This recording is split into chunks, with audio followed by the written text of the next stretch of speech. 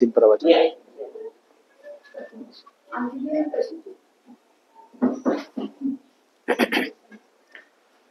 नमो तस्स भगवतो अरहतो सम्मा संबुद्धस्स.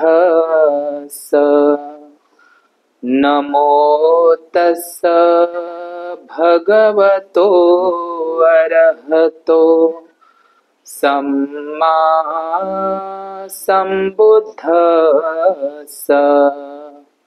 नमो तस्स भगवतो अरहतो सम्मा संबुद्धस्स. विश्व शांतीदूत, स्वातंत्र्य, समता, बंधुता आणि न्याय या मानवी नैतिक मूल्यांची शिकवण देणारे महान कारुणिक अरहंत सम्यक संबुद्ध, या सम्यक संबुद्धांनी सुआख्यात केलेला, सुस्पष्ट केलेला सरळ मार्गी निब्बाणगामी असा हा महान परम सुखाकडे घेऊन जाणारा आदी, मध्य आणि अंतिमही विश्व कल्याणकारी असणारा हा सद्धम्म, या सद्धम्माला घेऊन जगणारा तथागता बुद्धांचा पूजनीय भिक्खू संघ. बुद्ध, धम्म आणि संघ या त्रिरत्नांना तिवार अभिवादन करून आज या ठिकाणी देवानाम पियदसी महान सम्राट अशोक मौर्य, बोधिसत्व परमपूज्य प्रज्ञा सूर्य डॉक्टर बाबासाहेब आंबेडकर यांनाही वंदन करून आज या भिक्खू निवास धम्मशिला महिला संघ उपस्थित पूजनीय आर्याजी भिक्खुनी भद्रा कात्यायनी यांच्या शीलगुणांना नमन, पूजनीय भदंत सारीपुत्त यांच्याही शीलगुणांना वंदन. उपस्थित सर्व श्रद्धाशील बौद्ध उपासक आणि उपासिकांना सविनय नमोबुद्ध आणि जय भीम. आज विशेष धम्मदेसना म्हणून नाग विदर्भातील प्राचीन बौद्ध स्थळांचा इतिहास आपण या ठिकाणी जाणून घेणार आहोत. नाग विदर्भातील प्राचीन बौद्ध स्थळांचा इतिहास, या इतिहासाच्या संदर्भात हा इतिहास अत्यंत महत्वाचा आहे की डॉक्टर बाबासाहेब आंबेडकरांनी आपली जी धम्मक्रांती आहे, धम्मक्रांती म्हणजे काय की धम्मक्रांती म्हणजे मनुष्याचा सर्वांगीण बदल ज्यामध्ये आहे ती धम्मक्रांती. धम्मक्रांती म्हणजे काय तर या जगाची पुनर्रचना करणं. डॉक्टर बाबासाहेब आंबेडकरांना अपेक्षित असलेलं धम्मराज्य, प्रबुद्ध भारत निर्माण करण्याच्या दृष्टिकोनातून या डॉक्टर बाबासाहेब आंबेडकरांनी, बोधिसत्व बाबासाहेब आंबेडकरांनी या विदर्भामध्ये म्हणजेच नाग वस्तीच्या या नाग विदर्भामध्ये डॉक्टर बाबासाहेब आंबेडकरांनी धम्मक्रांती केली, महान अशी धम्मक्रांती केली. ज्या धम्मक्रांतीची फळं आज आपण चाकत आहोत, सुंदर असं जीवन आपण या ठिकाणी जगत आहोत. तर या नाग विदर्भाचा हा जो इतिहास आहे, या नाग विदर्भाच्या बाजूला लागून असलेलं छत्तीसगड म्हणजेच आजचं दक्षिण कोसल, तथागत बुद्धांच्या काळामध्ये तो दक्षिण कोशलचा प्रदेश होता. आणि या महाराष्ट्रामध्ये हा महाराष्ट्र डॉक्टर बाबासाहेब आंबेडकरांनी 14 ऑक्टोबर 1956 नागपूरला अशोक विजयादशमीच्या विजय धम्म दिवसाला, ज्या महान सम्राट अशोकांनी धम्म दीक्षा घेतली त्या दिवसाला डॉक्टर बाबासाहेब आंबेडकरांनी नागपूरच्या त्या नागभूमीमध्ये त्या बाबासाहेबांनी एक भाषणाचा उल्लेख केलेला आहे. तो भाषणाचा उल्लेख असा आहे की महाराष्ट्र हा एकेकाळी नव्हे तर हा संपूर्ण भारत एकेकाळी हा संपूर्ण जम्बूद्वीप नाग लोकांची वस्ती होता. आणि डॉक्टर बाबासाहेब आंबेडकर असे म्हणतात की हे नाग विदर्भातील हे नागपूर हे ठिकाण मी माझ्या धम्मदीक्षेसाठी का निवडलं, त्याला एक कारण आहे. नागपूर म्हणजे नाग लोकांची वस्ती, जिथे की नागपूरला नाग नदी आहे, नागार्जुन टेकडी आहे. तर नाग वस्तींचं नाग लोक हे प्राचीन काळातले नागवंशी लोकांनीच सर्वप्रथम बौद्ध धम्माचा प्रचार आणि प्रसार केला. नागवंशी लोकांनीच बौद्ध धम्माला राजाश्रय दिला, धम्माश्रय दिला. नागवंशी लोकांनीच मोठ्या प्रमाणात बौद्ध धम्माचा प्रचार आणि प्रसार केला. ही भारत भूमीच संपूर्ण नागभूमी आहे.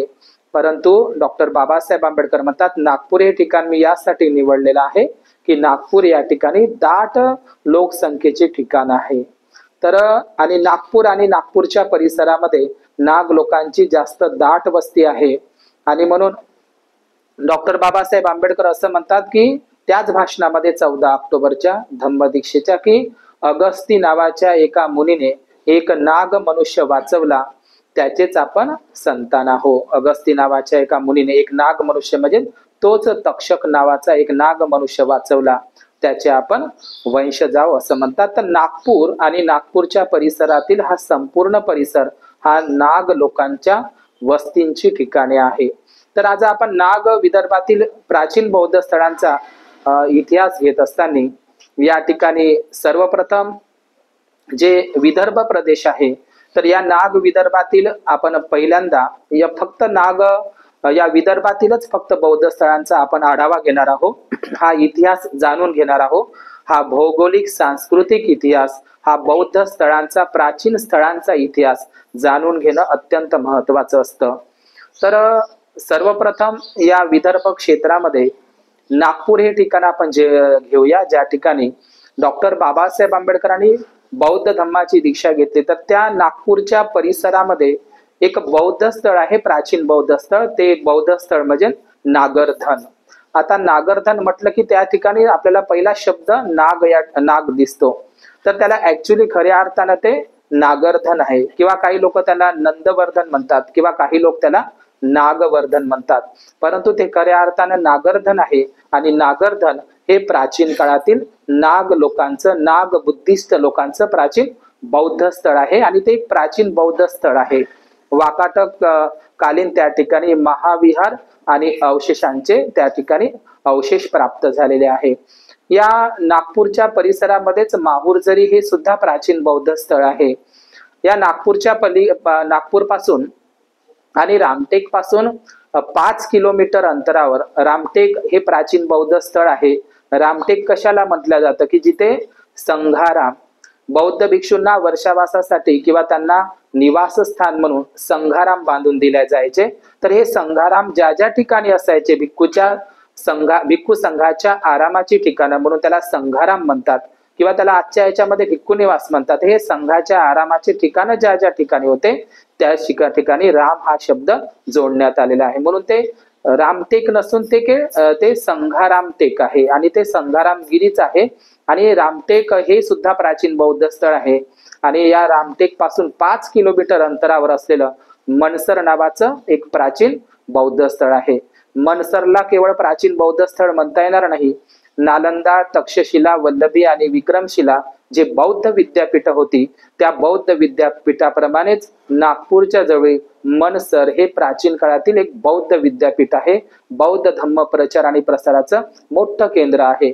वाकाटक राजा यांची जी सत्ता होती आपल्याला प्रामुख्याने माहित आहे की या महाराष्ट्रामध्येच नाही तर अर्ध्या अधिक भारतामध्ये जे मौर्य तर या विदर्भामध्ये आणि महाराष्ट्रामध्ये सुद्धा आपण म्हणू की जी मौर्य, सातवाहन, वाकाटकाच्या नंतर जे आपण म्हणू की महाक्षत्रप यवनांनी सुद्धा शिलाहार आणि यादव राजवंशांनी किंवा मग चालुक्य असेल किंवा मग राष्ट्रकूट असेल या राजवंशांनी सुद्धा या महाराष्ट्रामध्ये आणि विदर्भामध्ये सत्ता उपभोगलेली आहे. तर हे मनसर नावाचं ठिकाण हे वज्रयानी बुद्धिस्ट ठिकाण आहे. मनसर हे नाव कशावरून पडलेलं आहे तर मनसर हे नाव यावरून पडलेलं आहे की आपल्याला माहित आहे की महायानी वज्रयानी बुद्धिस्ट शाखामध्ये बोधिसत्व मंजुश्री आहे. बोधिसत्व मंजुश्री ही महायानी वज्रयानाची एक शाखा म्हणून बोधिसत्व मंजुश्रीच त्याच्यावरूनच ते नाव मनसर पडलेलं आहे. तर हे मनसर प्राचीन काळातील बौद्ध विद्यापीठ आहे आणि बौद्ध धम्माचं प्रचार प्रसार केंद्र आहे. वाकाटकासोबतच विष्णुकुंडीन नावाचं एक राजवंश होता बौद्ध या दक्षिण भारतामध्ये. विष्णुकुंडीन हे राजवंश बुद्धिस्ट राजवंश आहे. ज्या विष्णुकुंडीन राजवंशांनी दक्षिण भारतामध्ये सुद्धा बौद्ध स्तूपांचं विहारांचं बांधकाम केलेलं आहे. तर विष्णुकुंडीन नावाच्या बौद्ध राजवंशाने सुद्धा या मनसरच्या या महाविहारामध्ये त्यांचं सुद्धा योगदान आहे. तर हे दुसऱ्या प्रकारचं मनसर हे ठिकाण आपण बघितलेलं आहे जे नागपूरला आहे. खास करून नागपूर या ठिकाणी असेही एक विख्यात आहे की जे शून्यवादाचे जनक आहे नागार्जुन भिक्खू यांनी सुद्धा त्या ठिकाणी वास्तव्य केलेलं आहे. तर नागार्जुन टेकडी, नाग नदी आणि दुसरी नागपूरला लागून असलेली पिवळी नदी. पिवळी म्हणजे काय तर भिक्खूंच्या पीत वस्त्राची ती प्रवारणा भूमीच आहे, वर्षावास भूमी आहे किंवा त्याला भिक्खूंच्या उपसंपत्तीची सीमाभूमी म्हणून सुद्धा ओळखलं जातं. तर हा नाग वस्तीचा जो इतिहास आहे तो अत्यंत महत्वाचा आहे. या नागपूरला लागून असलेला आणखी एक दुसरा जिल्हा घेऊया. तो जिल्हा म्हणजे गोंदिया नावाचा जिल्हा, जो नागपूर पासून थोडा विभाजित झालेला आहे. ऍक्च्युली तो गोंदिया नसून गोंडिया आहे. ते अलीकडेच ते नाव कधी बदललं आपल्याला माहित नाही. ते गोंदिया नसून ते गोंडिया आहे. गोंडिया म्हणजे काय तर नाग गोंड लोक, हे प्राचीन काळातले नागवंशी बुद्धिस्ट लोक होते. ते गोंडिया ठिकाण होतं, ते नाग गोंड लोकांचं ठिकाण होतं, नाग गोंड राजांचं ठिकाण होतं, मूल निवासी लोकांचं ठिकाण होतं आणि म्हणून ते गोंडिया नावाचं ते ठिकाण होतं. त्याचं नाव चेंज झालेलं आहे. तर या गोंदिया जिल्ह्यामध्ये नागरा नावाचं एक प्राचीन बौद्ध स्थळ झालेलं आहे, नागरा.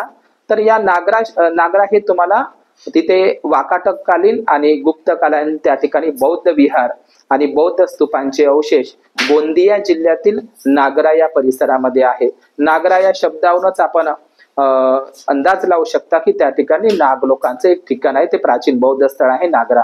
दुसरं स्थळ आपण नागपूरच्या परिसरामधलंच घेऊया. ते म्हणजे अत्यंत महत्वाचं ते स्थळ म्हणजे पवनी नावाचं स्थळ.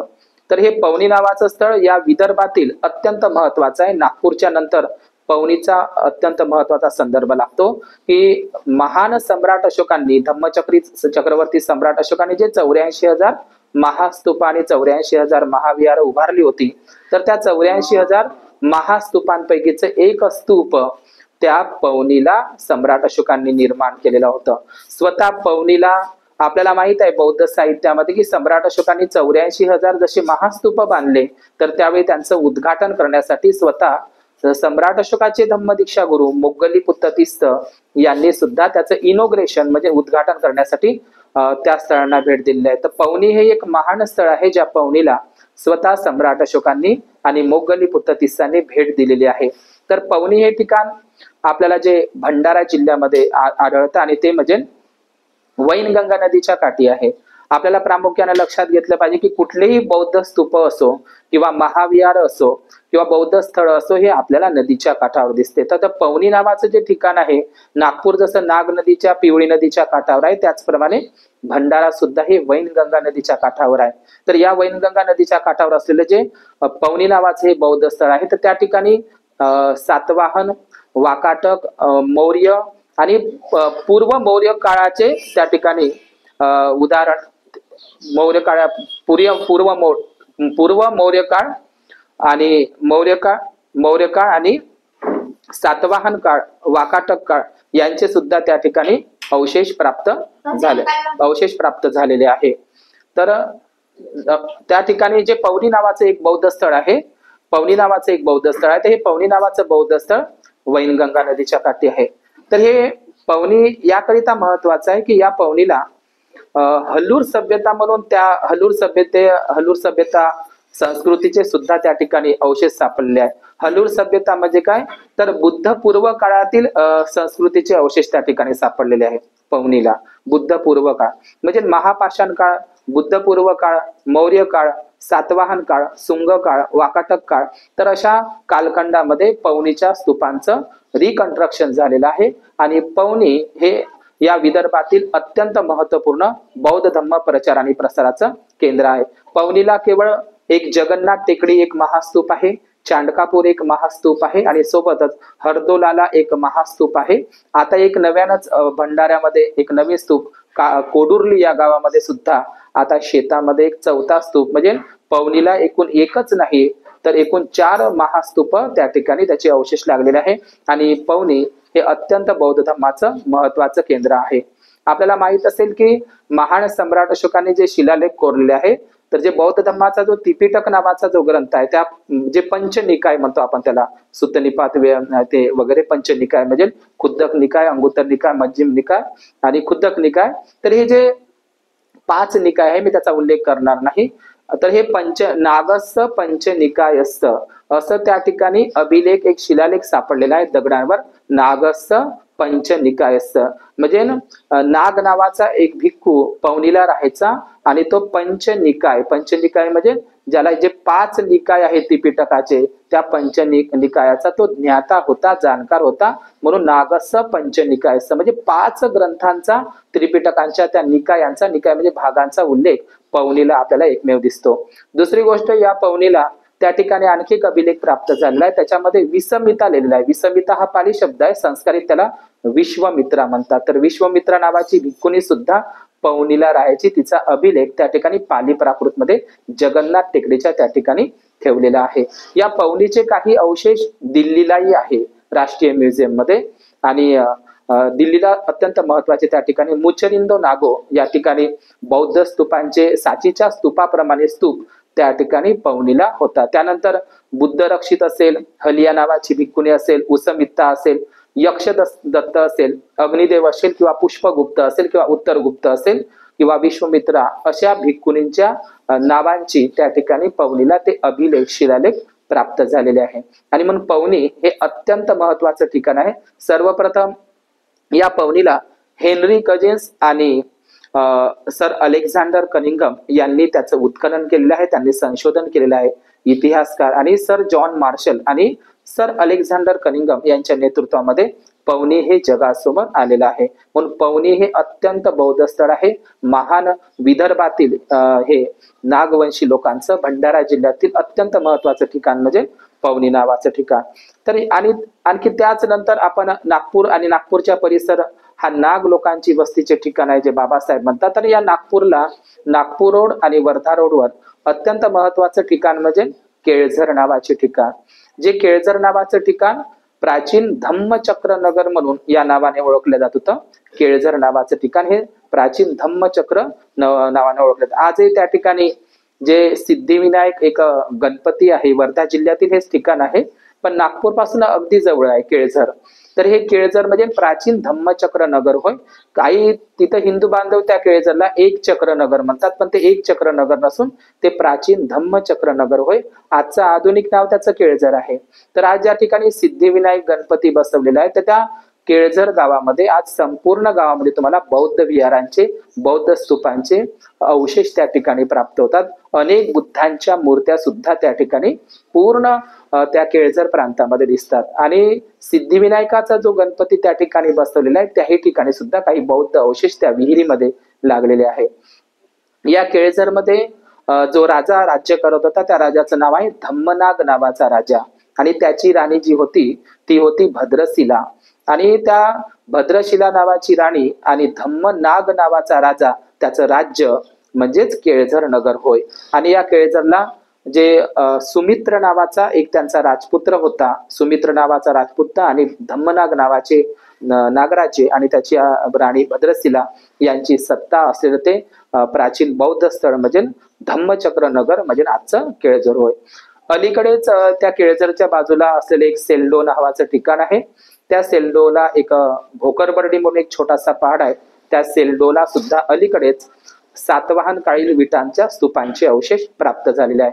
आणि हे धम्मचक्र नगर म्हणजे केळझर आणि सेल्डो हे प्राचीन काळातील बौद्ध स्थळ आहे, हे अत्यंत महत्वाचे स्थळ आहे। आणि या केळझरच्या थोला आपण पलीकडे आलं तर वर्धापासून 1.5 किलोमीटर अंतरावर असलेलं याही पुढे मी हा व्हिडिओ बनवलेला आहे पवनार। तर पवनार ही वाकाटकांची प्राचीन राजधानी आहे। वासिम जिला प्राचीन काळामध्ये वत्सगुल्म म्हणायचे, तर वाकाटक राजांचं खूप महत्व आहे या महाराष्ट्रामध्ये। जी अजिंठा मधली 16 नंबरची, 17 नंबरची, 18 आणि 19 नंबरची जी बौद्ध लेणी आहे अजिंठा मधली, किंवा कानेरीच्या बौद्ध लेण्या असेल, किंवा भद्रावतीच्या बुद्ध लेण्या असेल, किंवा मग घटोत्कचच्या बुद्ध लेण्या असेल, तर सातवाहन बरोबर वाकाटकांनी सुद्धा बौद्ध लेण्यांमध्ये महाराष्ट्रातील खूप मोठं योगदान आहे वाकाटक राजवंशाचं। तर वाकाटकांची प्राचीन राजधानी जशी मनसर तर होतीच, नागर तर नाही होती, पण प्रांतिक राजधानी ही प्रवरपूर म्हणजे प्राचीन आजचं पवनार आहे तेही धाम नदीच्या काठावरच आहे। कोणतेही बौद्ध स्थळ हे नदीच्याच काठावर असतात, ते धाम नदी नसून ती धम्म नदी आहे। आणि त्या धम्म नदीच्या काठावर असलेलं प्राचीन प्रवरपूर द्वितीय बौद्ध राजा, वाकाटक बौद्ध राजा प्रवरसेन यांची प्रांतिक राजधानी म्हणजे पवनार। पवनारला दत्तपूर या गावामध्ये म्हणजे परिसरामध्येच त्या ठिकाणी एक लाल बलुआ पत्थर म्हणजे लाल दगडातील लाल पाषाणातील अभय मुद्रा कुशाण काळातील म्हणजे मथुरा शैलीतली म्हणजे मथुरेची बुद्ध मूर्ती पवनारच्या विनोबाच्या आश्रमामध्ये ठेवलेली आहे. पवनारचा विनोबाच्या आश्रमाच्या परिसरामध्ये सुद्धा वाकाटककालीन आणि गुप्तकालीन बुद्ध मूर्त्या सापडलेल्या आहे. पवनारची विनोबाजींचा आश्रम म्हणजे प्राचीन काळातील बौद्ध स्थळच आहे. तो आश्रमच बौद्ध स्थळावर निर्माण झालेला आहे. म्हणून पवनार हे प्राचीन काळातील वाकाटक बौद्धांचं एक ठिकाण आहे. अत्यंत महत्वाचं ते ठिकाण म्हणजे पवनार होय. त्यानंतर आपल्या या विदर्भातील अत्यंत महत्वाचं दुसरं ठिकाण म्हणजे ते पातूर नावाचं एक ठिकाण आहे. पातूर हे अकोल्यामध्ये येत असतं आणि पातूर पासून 28 किलोमीटरावर अंतरावर असलेल्या पातूर बौद्ध लेण्या.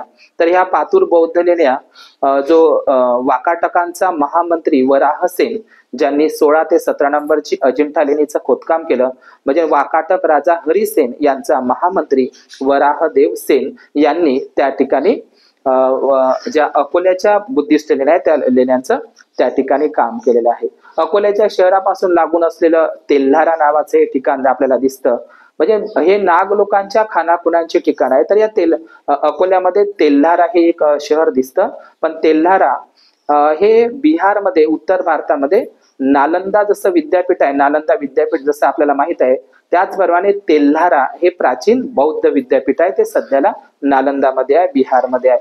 तर ह्या बौद्ध वस्तींच्या काही गावांची नावं हे नाग लोकांवरून आपल्याला दिसतात. तर पातूर हे अत्यंत महत्वाचं ठिकाण त्या काळामध्ये जे बौद्ध धर्माचं प्रचार आणि प्रसारात हे विदर्भातील अत्यंत महत्वाचं ठिकाण होतं.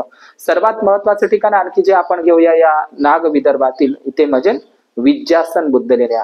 जसं आपण बुद्ध वंदने म्हणतो विद्याचरण संपन्न, विद्या आणि आचरणाने संपन्न. तर हे विद्यासन जे बुद्ध लेणी आहे तर ही विद्यासन बुद्ध लेणी आपल्याला चंद्रपूर जिल्ह्यामध्ये दिसते. तर या विद्यासनच्या ज्या बुद्ध लेण्या आहे ह्या 2000 वर्षापूर्वीच्या आहे.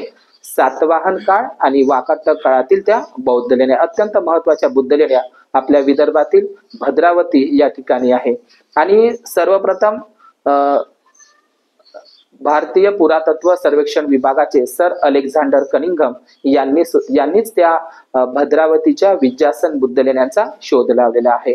असाही उल्लेख आलेला आहे की सागत नावाच्या एका बौद्ध भिक्षूंच्या आग्रहावरून तथागत बुद्ध भद्रावतीला आलेले आहे. लोकांमध्ये तशी मान्यता आहे. आणि हो, महाराष्ट्रामध्ये तथागत बुद्ध 2 ठिकाणी आलेले आहे. एक पुण्य नावाच्या भिक्खूंच्या आग्रहावरून चंदन कुटीचं उद्घाटन करण्यासाठी सोपाऱ्याला म्हणजे मुंबईला स्वतः तथागत बुद्ध आलेले आहे.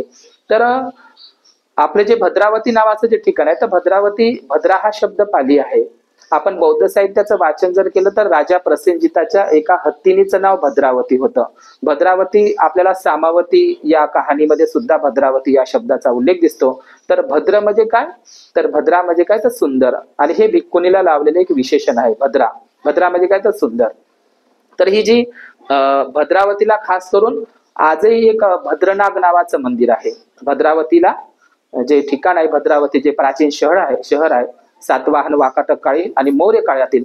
तर या भद्रावतीला भद्रनाग मंदिराचं मंदिर आहे, भद्रनाग मंदिर. आता तर लोक त्याला नाग मंदिर म्हणून त्याचा खूप मोठा नागपंचमीचा कार्यक्रम असतो भद्रावतीला. पण ते भद्रनाग ते नाग नाही आहे, ते नाग साप नाही आहे.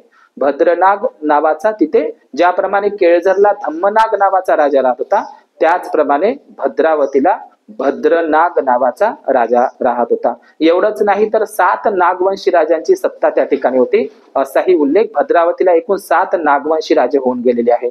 नागसेन नावाचा तर भटाळ्यापर्यंत हे 7 नागराजे त्या भद्रावतीला होऊन गेले. पण अत्यंत महत्वपूर्ण राजा जो होता भद्रनाग नावाचा राजा किंवा त्याला भद्रशिलई म्हणतात.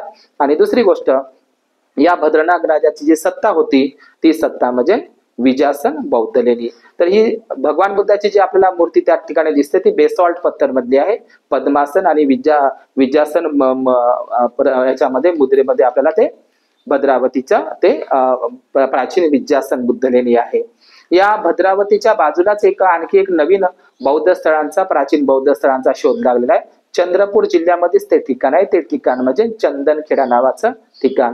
तर हे चंदनखेडा नावाचं ठिकाण भद्रावती चंद्रपूर जिल्ह्यामध्ये आहे. आणि चंदनखेडा या ठिकाणी सातवाहन काळातील बौद्ध स्तूपांचे अवशेष लागलेले आहे. आपण चंदनखेड्याला जर त्या ठिकाणी गेलं तर तिथं सीताबर्डी नावाचा एक डोंगर आहे. त्या सीताबर्डी नावाच्या डोंगरवर, सीताबर्डी म्हणजे नागपूरचं नाही, सीताबर्डी नावाचा एक डोंगर आहे तिथे चंदनखेडला, आणि त्या ठिकाणी सातवाहन काळातील बौद्ध स्तूपांचे अवशेष आणि त्या ठिकाणी विहार आणि काही सातवाहनकालीन सिक्के त्या ठिकाणी सापडलेले आहे. तर हे चंद्रपूर जिल्ह्यातील आणखी एक महत्वाचं ठिकाण म्हणजे माणिकगड. तर माणिकगड म्हणजे कोण, तर माणिक म्हणजे कोण, तर माणिकगड किल्ले आणि माणिकगडाच्या किल्ल्याचं जे संपूर्ण जे माणिकगड किल्ले आहे, तर हे माणिकगड किल्ल्यांचं बांधकाम स्वतः नागवंशी लोकांनीच केले आहे.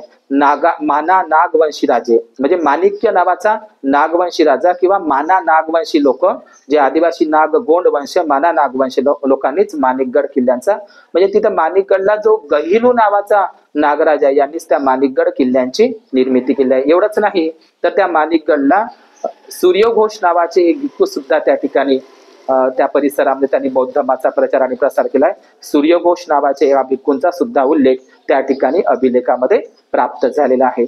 अत्यंत महत्वाचं ठिकाण म्हणजे आपला चंद्रपूर जिल्ह्यातील ते ठिकाण अत्यंत महत्वाचं म्हणजे संघारामगिरी.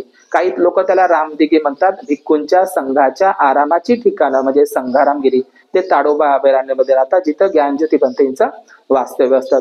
तर या रामदिगीला सुद्धा त्या पहाडीच्या पायथ्याशी आपल्याला एक मंदिर दिसतं, शिव मंदिर. तर ते शिव मंदिरच ते प्राचीन मौर्य, सातवाहन आणि वाकाटक, मौर्यकालीन विटा, सातवाहनकालीन त्याच्यावर लेअर आहे आणि वाकाटककालीन आणि गुप्तकालीनही काही अवशेष त्या ठिकाणी सापडलेले आहेत. वज्रे आणि बोधिसत्वाचा हेरुक नावाची मूर्ती त्या ठिकाणी प्राप्त झालेली आहे. आणि दुसरी गोष्ट, ज्या ठिकाणी आपण जेव्हा राजगिरीला जातो उत्तर भारतामध्ये, ते ज्या प्रकारचा तिथं पत्थर आहे किंवा साचीच्या डोंगरावर आपण साचीच्या स्तूपाच्या आजूबाजूला जिथं गेलं, ज्या साचीच्या स्तूपांची निर्मिती ज्या दगडांपासून, पाषाणांपासून झाली, ती पाषाणं तुम्हाला संघारामगिरीच्या पहाडीवर संपूर्ण परिसरामध्ये आढळतात. दुसरी गोष्ट, त्या ठिकाणी राजगिरीला जर आपण गेलं तर उत्तर भारतामध्ये तिथं महासोन पाकडाची झाडं भरपूर दिसतात. जे राजगिरीला आहे तसे संघारामगिरीला आहे महासोन.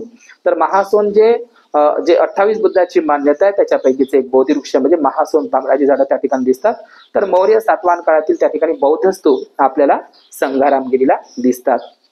दुसरी गोष्ट म्हणजे एक बुलढाणा नावाचं आपल्या एक विदर्भामधील एक ठिकाण आहे, प्राचीन बुलढाणा. या बुलढाण्यामध्ये आपण जर लक्षात घेतलं तर या बुलढाण्यामध्ये ऍक्च्युली ते बुलढाणा नसून ते बुद्धठाणा आहे. जसं ठाणा हा शब्द जसा आपण पमाद ठाणा म्हणतो, तर पमाद ठाणा म्हणजेच काय, पमाद ठाणा. ठाणा म्हणजे काय, ठिकाणा, स्थळ. ठाणा म्हणजे स्थळ होत असते. तर ते ऍक्च्युली ते बुलढाणा नसून ते प्रतिक्रांतीच्या नंतर बदललेलं नाव ते बुलढाणा आहे. बुलढाणा नसून ते प्राचीन बुद्धठाणा आहे. आणि या बुद्धठाणामध्ये महान सम्राट अशोकांचा संग्रामपूर तालुक्यामध्ये, शेगाव पासून एकदम जवळ संग्रामपूर तालुक्यामध्ये एक बौद्ध स्तूप पूर्णा नदीच्या काठावर. आता पूर्णा म्हणजे काय, तर सुजाताची ती दासी, म्हणजे पूर्णा हे नाव सुद्धा बुद्धिस्ट नाव आहे. तर पूर्णा नदीच्या काठावर भोन स्तूप जो बुद्धठाणा म्हणजे आजच्या बुलढाण्यामध्ये प्राप्त झालाय, तो भोन नाव नसून ते बौद्ध स्तूप आहे. महान सम्राट अशोकांचा तो स्तूप म्हणजे भोन स्तूप आपल्याला बुलढाण्याला दिसतं.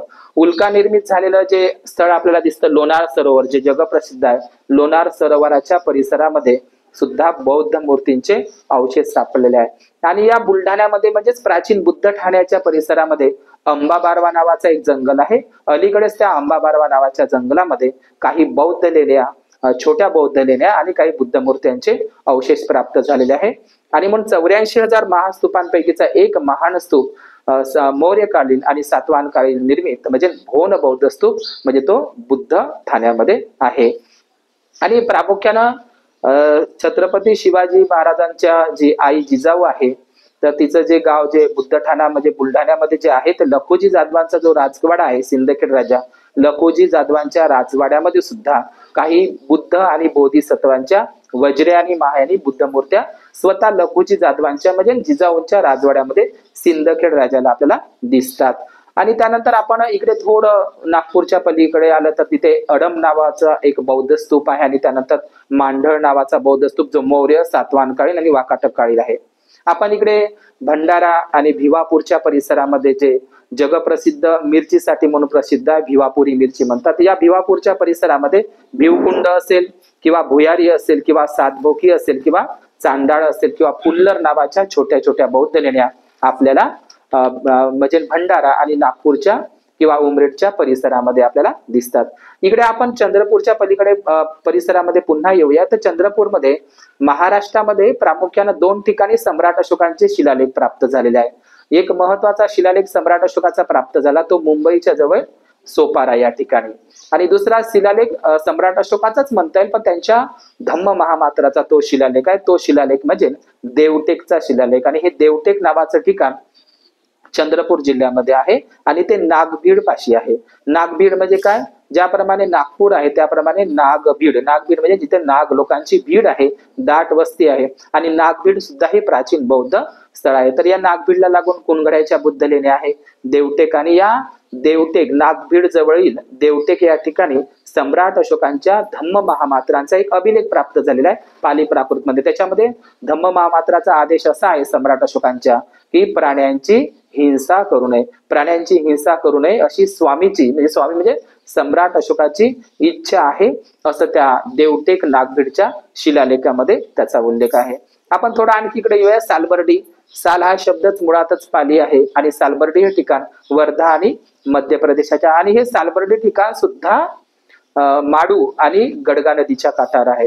तुम्हाला मी यापूर्वी सांगितलंय की कोणतीही बौद्ध स्थळ असो किंवा स्तूप असो ही नदीच्या काठावरच आहे. तर सालबर्डी सुद्धा हे नदीच्या काठावर आहे. आणि त्या ठिकाणी खरपाच्या दगडातील आपल्या ग्रामीण भागातील लोक जे शस्त्र अवजार वगैरे खरपाच्या दगडावर वगैरे घासतात त्याला साना पत्थर म्हणतात, खरपाचा दगड. या खरपाच्या दगडाच्या निर्मित बौद्ध लेण्या सातपुडा पर्वतरांगाच्या शेवटच्या टोकावर, जे सातपुडा पर्वतरांगा आहे त्या सातपुडा पर्वतरांगाच्या शेवटच्या टोकावर या सालबर्डीच्या प्राचीन बौद्ध लेण्या आहे. आणि त्या ठिकाणी एकूण 14 बुद्धिस्ट लेण्या आहे आणि त्या 14ही बुद्धिस्ट लेण्यावर अतिक्रमण झालेलं आहे. दुसरी गोष्ट, या सालबर्डीला केवळ बौद्ध लेण्याच नाही तर या सालबर्डीला 84,000 महास्तूपांपैकीच्या एक स्तूपांचे काही अवशेष सालबर्डीला सुद्धा प्राप्त झालेले आहे. अनेक भग्न बुद्ध मूर्ती, बोधिसत्व, अवलोकितेश्वर, पद्मपाणी असेल किंवा वज्रपाणी असेल हे संपूर्ण अवशेष त्या सालबर्डीला प्राप्त झालेले आहे. स्वतः अरहंत महादेव भिक्खू आणि भगवक नावाचा भिक्खू त्या ठिकाणी वास्तव करायचा. अरहंत महादेव भिक्खूंची ती भूमी म्हणजे सालबर्डी वर्षावास भूमी होय. तर सालबर्डी हे एकमेव बुद्ध लेणीचं ठिकाण आपल्या विदर्भामध्ये आहे आणि ते अत्यंत महत्वाचं ठिकाण म्हणजे सालबर्डी बौद्ध ठिकाण आहे. या सालबर्डीच्या ज्या बौद्ध लेण्या आहेत त्या सातवाहनकालीन आणि वाकाटककालीन आहे. गुप्तकालीन लेण्यांची सुद्धा छाप आपल्याला त्या सालबर्डी बुद्ध लेणीवर दिसत आहे. म्हणून हे सालबर्डीचं हे अत्यंत महत्वाचं विदर्भातील ठिकाण सालबर्डी बुद्ध लेणी. त्यानंतर आपण गडचिरोली जिल्ह्यामध्ये येऊया थोडं. तर या गडचिरोली जिल्ह्यामध्ये वैनगंगा नावाचं म्हणजे वैनगंगा एक नदी आहे. या वैनगंगा नदीच्या काठावर म्हणजे कोणतेही बौद्ध स्थळ स्तूप हे नदीच्याच काठावर असतात. तर मार्कंडा हे गडचिरोली जिल्ह्यातील एकमेव असं बौद्ध स्थळ आहे. मार्कंडा म्हणजे काय होते, ते सूर्य होते. तर मार्कंडा हे जे बुद्धिस्ट विहार आहे तिथे असं उल्लेख आहे की तिथे 24 मंदिरं होती. 24 मंदिरं, त्याच्यातली काही मंदिरं तुटलेली आहे. तर 24 मंदिरं, आता 24 म्हणजे काय तर आपल्याला माहित आहे तथागत बुद्धांचा जो धम्मचक्र आहे तो 24 याच्यामध्ये 24 कारणांनी प्रतिपादित केलेला आहे. बुद्ध गुण, धम्मगुण आणि संगुण हे 24 गुण आहे. आणि 24 या आकड्याचं किती बौद्ध धम्मामध्ये महत्व आहे तर त्या ठिकाणी जे 8व्या ते 9व्या शतकामधले एकूण 24 मंदिरं आहेत. कुठे? मार्कंडा. आणि मार्कंडा हे प्राचीन बौद्ध स्थळ आहे. त्या ठिकाणी बोधिसत्व असेल, वज्रपाणी असेल, पद्मपाणी असेल आणि अवलोकितेश्वराच्या अनेक बौद्ध मूर्त्या त्या ठिकाणी आहे. म्हणून वाकाटककालीन स्वतः सर अलेक्झांडर कनिंगम यांनी त्या ठिकाणी भेटी दिलेल्या आहे. आम्रपालीचं सुंदर असं चित्र मार्कंड्याला आहे. आम्रपाली आंब्याच्या डहाळीच्या फांद्या त्या ठिकाणी पकडून आहे. बोधिसत्व तारा असेल, वज्रपाणी असेल, पद्मपाणी असेल, अवलोकितेश्वर असेल, अशा अनेक किंवा वैरोचनाच्या किंवा अष्टचक्र असे अनेक बौद्ध अवशेष आपल्याला मार्कंडा या ठिकाणी सापडतात. आणि हे मार्कंडा गडचिरोली मधलं प्राचीन बौद्ध स्थळ आहे. आणि म्हणून मार्कंड्याच्या काही बाजूलाच एक अहिरीच्या परिसरामध्ये, चामोर्शीच्या परिसरामध्ये जे नागेपल्ली नावाचं ठिकाण आहे, जे नाग लोकांचा उच्चार आहे. तर नागेपल्लीमध्ये मुलचेरा नावाचं एक प्राचीन बौद्ध स्थळ अलीकडेच गडचिरोलीच्या घनदाट जंगलामध्ये मुलचेरा नावाचे एक प्राचीन बौद्ध स्थळ आहे. त्या ठिकाणी वाकाटिक बौद्ध शिल्पकला आणि मूर्तिकला आणि त्या ठिकाणी बौद्ध विहाराचे अवशेष प्राप्त झालेले आहे. ते ठिकाण म्हणजे मुलचेरा गडचिरोली जिल्ह्यामध्ये आहे. गडचांदूर सुद्धा त्या ठिकाणी काही नैसर्गिक ज्या लेण्या आहेत त्या सुद्धा प्राचीन काळामध्ये भिक्खू लोकांनी त्या ठिकाणी वास केलेला आहे, वर्षावास केलेला आहे, एकांत वास केलेला आहे. असं ते गडचांदूर सुद्धा नावाचं ठिकाण अत्यंत महत्वाचं ठिकाण आहे. आपण अमरावती जिल्ह्याकडे येऊया जे विदर्भातील, ते म्हणजे कौंडिन्यपूर. याचा विषय मी वेगळा बनवला आहे. कौंडिन्यपूर हे हल्लूर सभ्यता आहे. तर या कौंडिन्य तथागत बुद्धांचे जे अग्रशिष्य आहे अज्ञात कौंडिन्य यांची ती वर्षावासाची भूमी आणि ते कौंडिन्यपूर हेही सुद्धा अमरावती जिल्ह्यातील वर्धा नदीच्या तीरावर आहे कौंडिन्यपूर. आणि कौंडिन्य हे तथागत भगवान बुद्धांचे प्रथम अरहंत भिक्खू आहे. कौंडिन्यपूरला महापाषाण काळ म्हणजे हल्लूर सभ्यता त्याही ठिकाणी प्राप्त झालेली आहे. ती पवनीला आहे. मौर्य पूर्व काळ किंवा मग मौर्य काळ, सातवाहन काळ आणि वाकाटक काळ.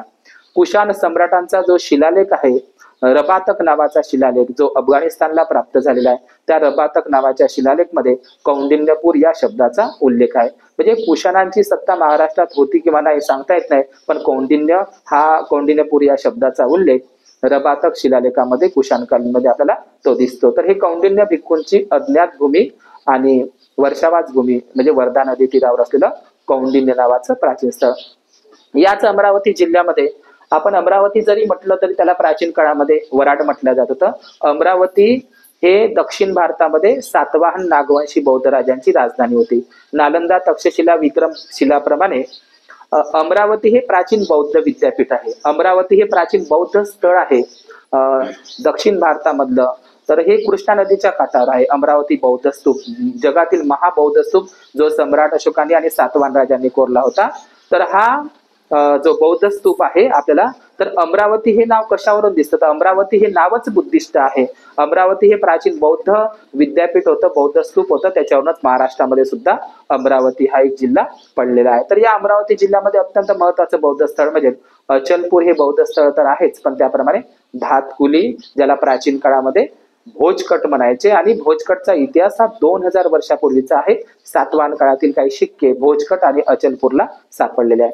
आपण या ठिकाणी येऊया आणि हा विदर्भातील जो संक्षिप्त इतिहास आहे मी या ठिकाणी समजून सांगण्याचा प्रयत्न करत आहोत. तर दुसरं ठिकाण आहे आपल्या नाग विदर्भातील, ते म्हणजे विदर्भ जिल्ह्यातील, ते म्हणजे यवतमाळ. यवतमाळ हा बेरार प्रांत. तर यवतमाळ जिल्ह्यामध्ये जे अत्यंत महत्वाचं ठिकाण आहे ते म्हणजे कायर. हे कायर नावाचं ठिकाण, कायर या ठिकाणी सातवाहन आणि वाकाटक काळातील बौद्ध विहारांचे अवशेष. कायर हे गाव वणी पासून अगदी जवळ आहे आणि चंद्रपूरच्या सीमेलगत. वणी या तालुक्यापासून कायर नावाचे एक छोटस गाव आहे. त्या ठिकाणी सातवाहन आणि वाकाटक काळातील बौद्ध मूर्त्या, बोधिसत्वांच्या मूर्त्या आणि महावीरांचे अवशेष प्राप्त झालेले आहे. अलीकडेच यवतमाळ जिल्ह्यातील महत्वाचं ठिकाण, अलीकडेच म्हणजे याच वर्षीला 2025 मध्ये बाभुळगाव तालुक्यातील जे देवगाव पासून अत्यंत जवळ आहे ते ठिकाण म्हणजे पाचखेड नावाचं ठिकाण.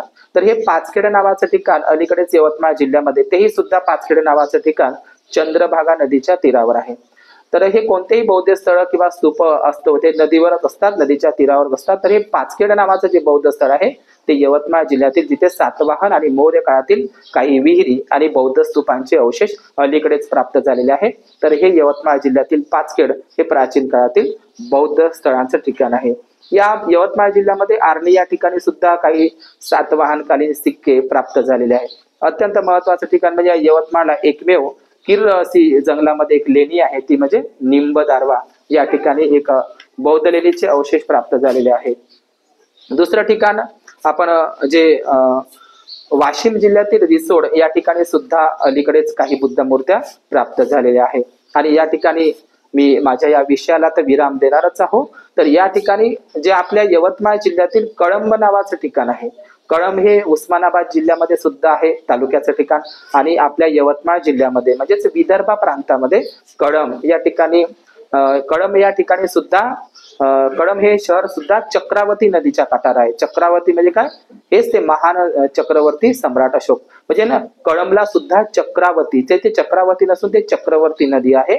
आणि या कळंबला सुद्धा जे चिंतामणी मंदिर आहे त्या ठिकाणी अष्टकोनीय चक्र सापडले आहे. वाकाटक काळातील त्या ठिकाणी काही बोधिसत्वाच्या बुद्धाच्या मूर्त्या अवशेष कळंब म्हणजे यवतमाळ जिल्ह्यातील कळंबला प्राप्त झालेले आहे. सातवाहन काळातील काही सिक्के आणि वाकाटक काळातील काही सिक्के आणि बोधिसत्व आणि बुद्धांच्या काही मूर्त्या त्या सध्याला नागपूरच्या संग्रहालयामध्ये ठेवलेल्या आहेत. तर कळंब हे प्राचीन काळातील बौद्ध स्थळ आहे. असा उल्लेख आहे की गृत्समत नावाचा एक प्राचीन ऋषी कापसाचा शोध, जगामध्ये कापसाचा शोध म्हणजे ज्याला पांढरं सोनं म्हणतात लोक, तर या कापसाचा शोध कळंब या ठिकाणीच लागलेला आहे असा उल्लेख आहे. तर अशा प्रकारे आपण हा विदर्भातील हा बौद्ध स्थळांचा इतिहास घेतलेला आहे. आता मी माझ्या या विदर्भातील प्राचीन बौद्ध स्थळाला विराम देत असताना आपल्या वर्धा जिल्ह्यामध्ये अत्यंत महत्वाचं ठिकाण म्हणजे देवळी नावाचा तहसील. देवळी नाव देवळांची देवळी म्हणजे अजिबात नाही, देवळांची देवळी अजिबात नाही. देवळी हा एक तालुका आहे वर्धा जिल्ह्यामध्ये पुलगावला लगत. तर देवळी हे नाव कशावरून प्राप्त झालेलं आहे, तर महान सम्राट अशोकाने जे 84,000 स्तूप बांधले त्या एका स्तूपाचं नाव ओडिसा म्हणजे प्राचीन कलिंग देशामध्ये ओडिसाला एका पहाडीवर देवळी नावाची पहाडी आहे. आणि सम्राट अशोकांनी जसं साची एका स्तूपाचं नाव आहे त्याप्रमाणे देवळी हे एक महास्तूपाचं नाव आहे. सम्राट अशोकांनी बांधलेल्या 84,000 स्तूपापैकी देवळी नावाचा महास्तूप आपल्याला ओडिसा कलिंग देशामध्ये प्राचीन देशामध्ये दिसते. तर देवळीला जो राष्ट्रकूट राजा कृष्णदूतरा यांचा एक ताम्रपट देवळीला प्राप्त झालेला आहे, तो सध्याला नागपूरच्या म्युझियम संग्रहालयामध्ये ठेवलेला आहे. कौंडिन्यपूरचे काही अवशेष असेल किंवा मग देवटेपचे काही अवशेष असेल किंवा मग पवनीचे काही अवशेष असेल किंवा अमरावतीचे काही जे सगळे जे अवशेष असेल, आपल्याला सध्याला पवनीचे काही अवशेष असेल ते नागपूरच्या अजब बंगल्यामध्ये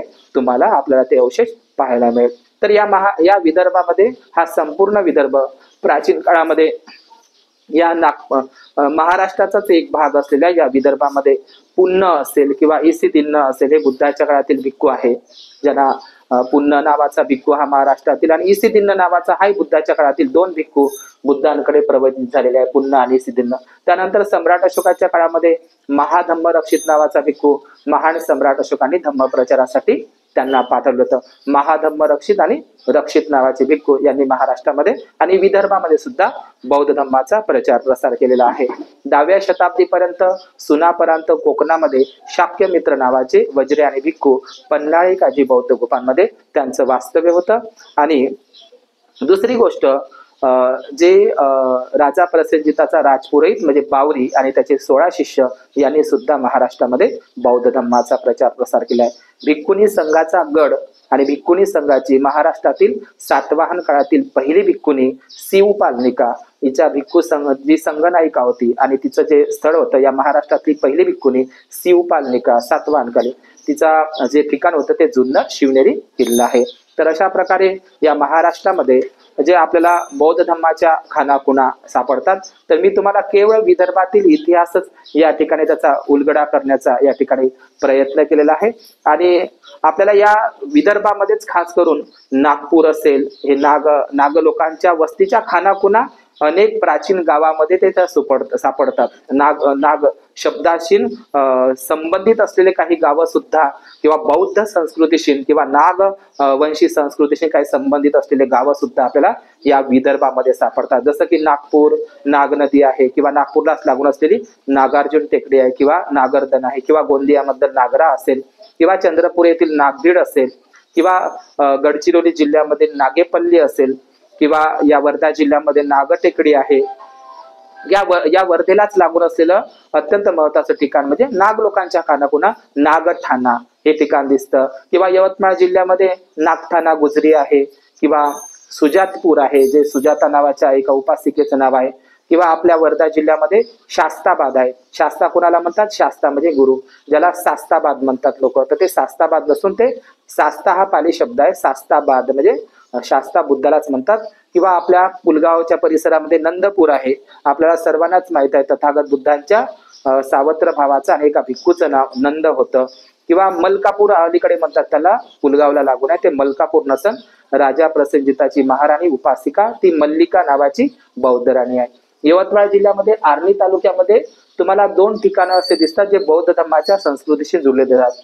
आर्णी तालुक्यामध्ये बोधगव्हाण नावाचं ठिकाण आहे, जे बोधगया या शब्दाचा अपभ्रंश वाटतो. म्हणजे बोधगव्हाण, बोध म्हणजे काय तर जिथं ज्ञान प्राप्त केले. म्हणजे यवतमाळ जिल्ह्यामध्ये बोधगव्हाण हे नावच बौद्ध संस्कृतीशी आपल्याला वाटतं. जसं या महाराष्ट्रामध्ये सोनारी हे बौद्ध स्थळ आहे किंवा बोधगव्हाण आहे, नागापूर आहे, किंवा या वर्धा जिल्ह्यामध्येच एक हिंगणघाट तालुक्यामध्ये साती नावाचं एक गाव आहे. तर साती हा मध्यम निकायामध्ये आणि थेरगातामध्ये साती नावाचा एक भिक्खू होता. साती हे पाली शब्द आहे किंवा त्याला स्वाती म्हणतात, पण स्वाती हा संस्कृत शब्द आहे, साती हा पाली शब्द आहे. तर साती हे एका भिक्खूंचं नाव आहे, किंवा नागाझरी आहे, किंवा गोंदिया जिल्ह्यामध्ये बीड नागझरी आहे, किंवा या देवळी तालुक्यातच नागझरी आहे, नागापूर आहे, नागठाणा आहे, किंवा महाकाळ नावाचं गाव आहे. आपल्याला माहित आहे सुदत्त अनाथ पिंडकाच्या मुलाचं नाव महाकाल होतं आणि महाकाल हे अरहंत भिक्खू होते.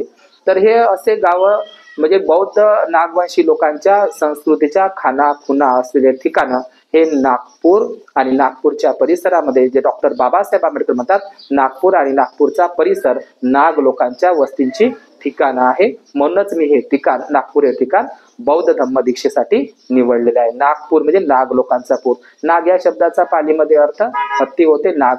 नाग म्हणजे साप होत नाही, तर नाग म्हणजे हत्ती होते. आणि नाग लोकांनीच प्राचीन काळामध्ये बौद्ध धम्माचा मोठ्या प्रमाणात प्रचार आणि प्रसार केलेला आहे. म्हणून या विदर्भामध्ये जे राजा प्रसेनजिताच्या राजकुमाराचंच नाव होतं विडुडब, याच्यावरून हे विदर्भ नाव असं पडलेलं आहे म्हणतात. पण नाग लोकांची वस्ती म्हणजे हे, याला विदर्भ न म्हणता आपण नाग विदर्भ असं म्हटलं तर खूप योग्य होईल. म्हणून हे विदर्भ नावाचं ठिकाण आणि या विदर्भातील हा प्राचीन बौद्ध स्थळांचा मी थोडक्यात आढावा या ठिकाणी इतिहास आपल्याला सांगण्याचा या ठिकाणी प्रयत्न केला आहे.